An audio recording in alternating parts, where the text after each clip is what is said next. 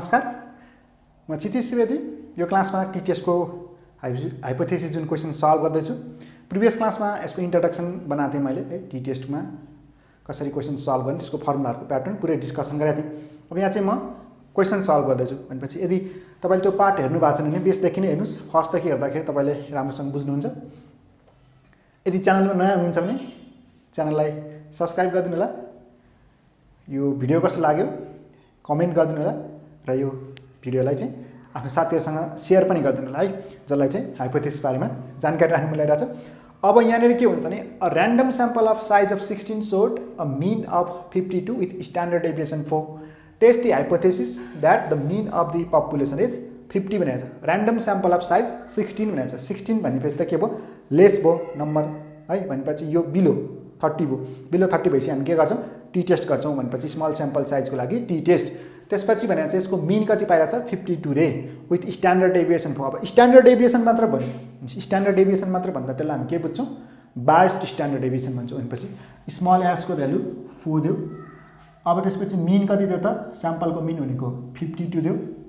अब test the hypothesis that mean of the population is mu को value चाहिँ 50 हो कि हैन भनेर सोध्या। भनेपछि स्याम्पल साइज यान कति भयो त, 16 भयो। भनेपछि क्लेम के छ त, test the hypothesis that the mean of the population is 50। Population को मीन चाहिँ 50 हो कि हैन त्यो टेस्ट गर भनेपछि स्टार्टिङ गर्यो हाइपोथेसिस सेटअपबाट। नल हाइपोथेसिसले के भन्छ त, नल हाइपोथेसिसले हो भन्छ, बराबर भन्छ। भनेपछि पपुलेसन को मीन चाहिँ कति हो त, 50 हो भन्छ उसले। भनेपछि म्यू इक्वल्स टु 50 भन्ने भयो। अनि अल्टरनेटले के भन्छ, अल्टरनेटले अब यो हो कि हैन मात्र सोध्या भनेपछि टु टेल भइहाल्यो है। यसमा पनि युज हुन्छ, त्यही हो कि होइन भनेको छ, 50 हो कि हैन भनेको छ। नलले हो भन्छ, अल्टरनेटिभ होइन भन्छ, होइन भनेपछि टु टेल भइहाल्यो हो कि हैन भनेपछि नलले भयो, यस के भन्यो, एस भन्यो। भन्यो that is the population mean as 50 भन्यो। Alternately the population mean as not 50 भन्यो। भनेपछि यसलाई सेटअप गर्नु। भनेपछि यसरी हाइपोथेसिस सेटअप गरिसकेपछि अब टेस्ट स्ट्याटिकमा जाउँ। अब हामीलाई यहाँनिर प्रोभाइड भएको अनुसार टी क्याल्कुलेटरको लागि फर्मुला कति भयो त, पपुलेसनको मिन नो हुन्छ, स्याम्पलको मिन नो हुन्छ, स्ट्यान्डर्ड डेभिएसन नो हुन्छ। भनेपछि स्ट्यान्डर्ड डेभिएसन सरी बायस्ड छ, यहाँनिर बायस्ड स्ट्यान्डर्ड डेभिएसन मतलब स्मल एस छ, त्यही भएर एस अपन n - 1 गरे। अब यो कन्डिसन अनुसार स्याम्पलको लागि मिन कुरा गर्दा स्याम्पलको मिन भनेको 52 एक्स मिन 52 माइनस पपुलेसनको लागि कुरा गर्दा 50 अपन स्ट्यान्डर्ड डेभिएसन छ 4 अपन रुट अन्डर n - 1 भनेको 16 - 1 भनेको। यसलाई सल्भ गर्दा यसको भ्यालु आउँछ 1.936। 3 नम्बरमा पुग्यो लेभल अफ सिग्निफिकेन्स मेन्सन छैन भनेपछि यो पनि 5%।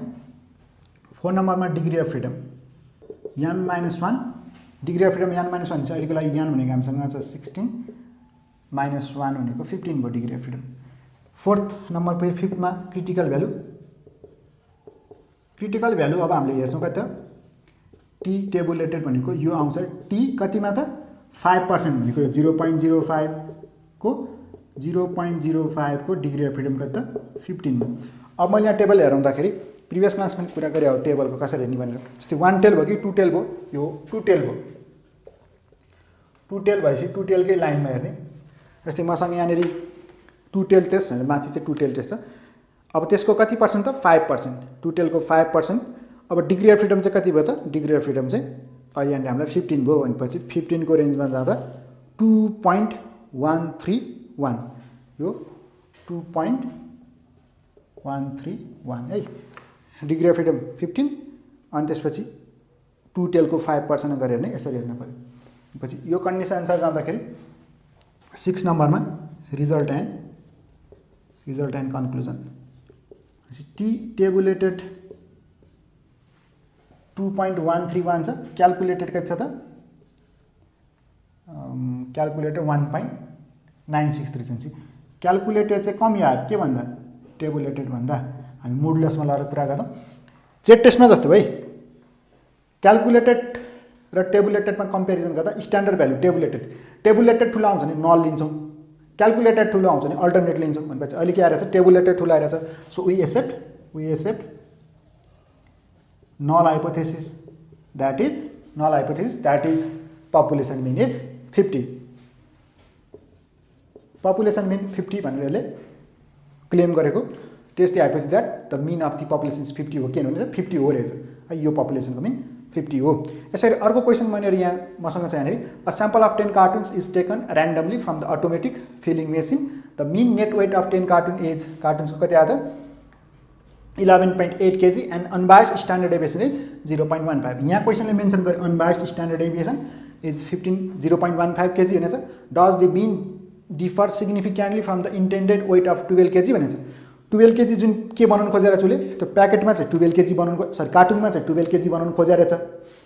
अब त्यसको लागि हुन्छ कि हुँदैन भनेर 10 वटा कार्टुन चेक गर्दाखेरि चाहिँ कति मात्र वेट आयो 11.8 मात्र आयो भनेपछि के पपुलेसनको चाहिँ 12 kg होइन कि हो त हो कि होइन भनेर सोध्यो अहिले इन्टेन्डेड भन्दा फरक आयो त किनभने स्याम्पलको लागि मात्र कुरा गर्दा 11.8 मात्र आयो पपुलेसनकोले बनाउनु खोजेको चाहिँ कति हो 12 kg सोचेको भन्दा फरक आयो क्या अन्त त्यो मेजर गर भने त्यो टेस्ट गर भने भनेपछि अब हामीले यहाँनिर हाइपोथेसिस सेटअप गर्नु पर्यो। अब हाइपोथेसिस सेटअप गर्दा के हुन्छ भने यो फर्स्टको अनुसार सेम फर्स्टको अनुसार तपाईँले हाइपोथेसिस सेटअप गर्न सक्नुहुन्छ है। अनि यहाँनिर अनबायस्ड भनेर युज गरिसकेको छ भनेपछि पहिला सुरुमा के गर्नु भन्दा यसको हाइपोथेसिस सेटअप गर्नुहोस् भिडियोलाई पज गर्नुहोस् हाइपोथेसिस सेटअप गर्नुहोस् मिल्यो कि मिलेन त्यसपछि मसँग चेक गर्नुहोस्। अब तपाईँले बनाएको हाइपोथेसिस सेटअप र मेरो हाइपोथेसिस सेटअप कम्पेरिजन गरौँ। यहाँनिर मैले भनेको छु नलले बराबर भन्छ बराबर कति नैसँग छ 12 नै हो त्यो कार्टुन्सको के छ त मिन वेट चाहिँ 12 हो भन्यो मतलब 12 हो मतलब इन्टेन्डेड वेट नै हो डिफ्रेन्ट छैन भन्न खोज्यो। So there is no significant difference in the mean and intended weight भने and intended weight is same भन्न नि पाइयो कि मिन वेट र इन्टेन्डेड वेट चाहिँ के हो त सेम हो भन्न नि पाइयो इक्वल टु भन्ने हो। There is no significant different अथवा देयर इज नो डिफ्रेन्ट भने पनि इक्वल टु नै भने हो त्यो इक्वल टु भयो। त्यसपछि सेकेन्डले चाहिँ there is a significant difference in the mean and intended weight किनभने अल्टरनेटिभले त के भन्यो डिफ्रेन्ट भन्यो टुटेल चाहिँ को हो कि होइन भनेर सोध्यो। अब क्यालकुलेटेड भ्यालु निकाल्दा टेस्ट स्टडीमा के गरेँ मैले x minus mu upon standard deviation upon यान गरेँ यान माइनस 1 गरेको थिएँ यो क्वेसन लगेर चाहिँ किनभने स्ट्यान्डर्ड डेभिएसन मात्र भनेको थियो त्यो स्मल एस भएको थियो। यो ठाउँमा चाहिँ अनबायस्ड स्ट्यान्डर्ड डेभिएसन भन्यो त्यो क्यापिटल एस हो क्यापिटल एस भनेपछि 0.15 भयो अनि रुट अन्डर 10 तेह्र यो केसमा चाहिँ एस अपन रुट अन्डर यान मात्र भयो जसले गर्दा -4.216 आयो। भनेपछि मोडुलसमा लिँदाखेरि क्यालकुलेटेड भ्यालु मोडुलस भनेको त्यहाँ आउनुभयो त किन मोडुलसमै चेक गर्छौँ जेड टेस्टदेखि यसरी गर्दा हेरेर चाहिँ 4.216 भयो। अब लेभल अफ सिग्निफिकेन्स मेन्सन गरेको छैन भनेपछि 5% मतलब 0.05 degree of freedom n - 1 single mean हो भनेपछि n भनेको 10 -1 भनेको 9 हो। अब क्रिटिकल भ्यालु टेबुलेटेड भ्यालु कति आउनुभयो त t 0.05 को 9 मा आउनुभयो भनेपछि 0.05 को 9 भनेपछि टुटेलै भयो टुटेलको लागि 0.05 भनेको मतलब 5% 5% मा जानु पर्यो टुटेलको र त्यसको अब हामी हेर्छौँ कहाँ त 9 मा जानु पर्यो। अघि पनि 5% नै थियो यसको लागि तर त्यसमा चाहिँ डिग्री अफ फ्रिडम 15 थियो अहिले चाहिँ कति छ त डिग्री अफ फ्रिडम 9 छ त्यही भएर 9 को लागि हेर्दाखेरि फरक भ्यालु त आउनै भइहाल्यो भनेपछि 9 भनेको 2.262 2.262 यसरी लिनुभयो भनेपछि डिग्री अफ फ्रिडम 9 थियो 5% लाई 2.262। अब यो हेर्न जान्छपछि टी टेबुलेटेड भ्यालु र क्यालकुलेटेड भ्यालुमा कुरा गरौँ। क्यालकुलेटेड भ्यालु के छ त ग्रेटर देन टेबुलेटेड भ्यालु छ हो भनेपछि टेबुलेटेड भ्यालु जम्मा 2.262 छ क्यालकुलेटेड भ्यालु 4.126 हो सरी 4.216 रहेछ 216 भनेपछि त ठुलो भयो भनेपछि क्यालकुलेटेड ठुलो भएपछि हामी के लिन्छौँ अल्टरनेट लिन्छौँ। So we reject null hypothesis and accept के हो त and accept alternate that is के भयो त there is significant difference in the mean and intended weight जुन उसले सोचेर बनाएको त्यो 12 kg राख्छु भनेर त्यो प्याकेटको चाहिँ कार्टुनको चाहिँ मिन वेट निकाल्दा जुन पाएको त्यो अनुसार के भन्न पायो भने उसले सोचेको अनुसारको कार्टुनमा वेट भएको रहन्छ there is significant difference. So there is significant difference in the mean and intended weight.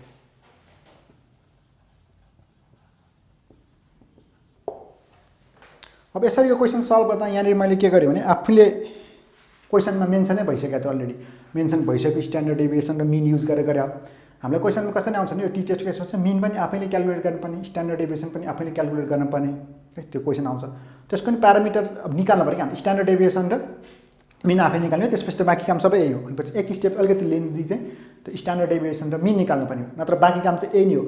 यो प्याटर्नले चाहिँ तपाईँ कन्सेप्ट बुझ्नु भयो भने लगभग अलमोस्ट कभर चाहिँ हुन्छ त्यसमा भेरिएसन अलिकति आउने कन्डिसन हो सिंगल मिनको आफैले स्ट्यान्डर्ड डेभिएसन क्यालकुलेट गर्ने, आफैले मिन क्यालकुलेट गर्ने भनेर मात्र, नत्र बाँकी त सबै सेम हो। भनेपछि नेक्स्ट क्लासहरुमा चाहिँ म त्यो क्वेसन गराउँछु। भिडियो कस्तो लाग्यो कमेन्ट गरिदिनु होला। यो क्लास यति नै, थ्यांक यू।